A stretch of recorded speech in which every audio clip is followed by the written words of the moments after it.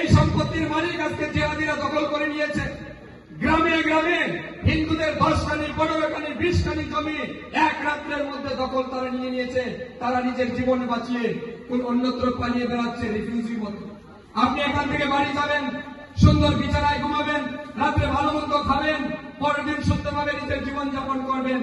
পাকিস্তান বলুন, যে সংখ্যায় হিন্দুরা সংখ্যাগরিষ্ঠ ছিল, দিনে দিনে সেই হিন্দু কমতে কমতে আজ মুসলমান সংখ্যাগরিষ্ঠ হয়ে গেছে বিভিন্ন জায়গায়, আর হিন্দুরা আজ সংখ্যালঘু হয়ে গেছে।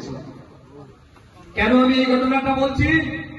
সেই দিনও হিন্দুরা একত্রিত হয়নি। হিন্দুদের রক্তের বিনিময়ে, রক্তের গঙ্গা রাজপথ ধরে কলকাতার রাজপথ বিভিন্ন গ্রামে গঞ্জে লাখ লাখ হিন্দুদের লাশ পড়ে রইল, তবুও হিন্দুরা একত্রিত হল না। তাদের নিজের জীবন বাঁচানোর জন্য যে যেভাবে পারে পালিয়ে এলো। সেই 46 থেকে পরবর্তী সময় যখন বাংলাদেশের যুদ্ধ হয় 1971 সালে, ভারত সরকার সাহায্য করে যখন বাংলাদেশকে বাঁচালো পাকিস্তানের হাত থেকে, তখনও আমরা দেখলাম 71 সালে বাংলাদেশ যখন শহীদ হয় তখনও প্রচুর হিন্দুদের উপর আক্রমণ, হিন্দুরা বাংলাদেশ ছেড়ে পালিয়ে এলো ভারতে।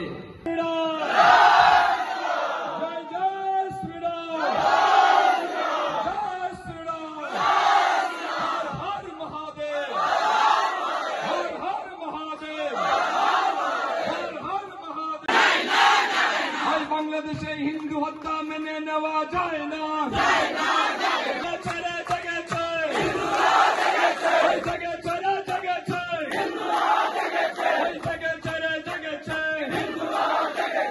বাংলাদেশের মৌলবাদী হুঁশিয়ার, বাংলাদেশের মৌলবাদীরা হুঁশিয়ার, বাংলাদেশের জিহাদিরা হুঁশিয়ার, বাংলাদেশের জিহাদিরা হুঁশিয়ার। বাংলাদেশ জুড়ে হিন্দু মন্দির ভাঙ্গা মেনে নেওয়া যায় না।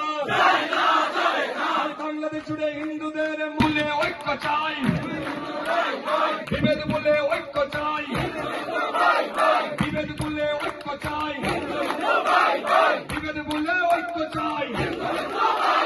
হিন্দু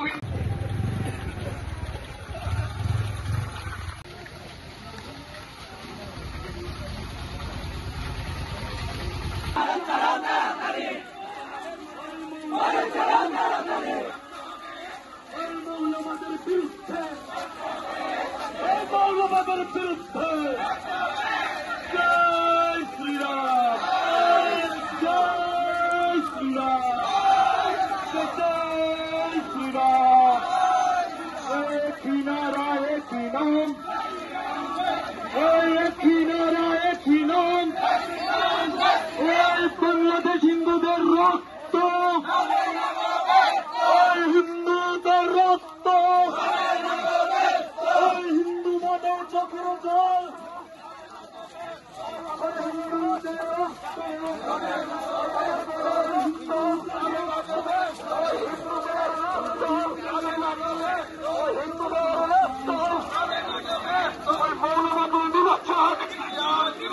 মৌলবাদী হুঁশিয়ার, মৌলবাদী হুঁশিয়ার, মৌলবাদী হুঁশিয়ার, মৌলবাদী হুঁশিয়ার, মৌলবাদী হুঁশিয়ার।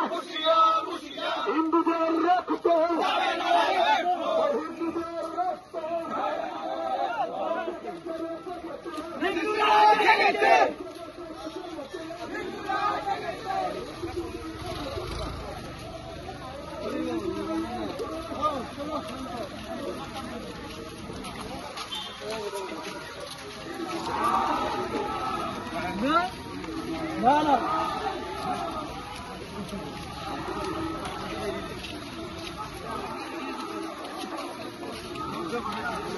জয় শ্রীরাম।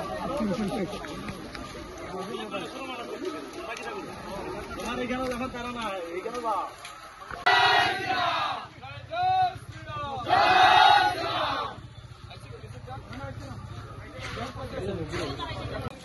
সহ্য করা যায় না।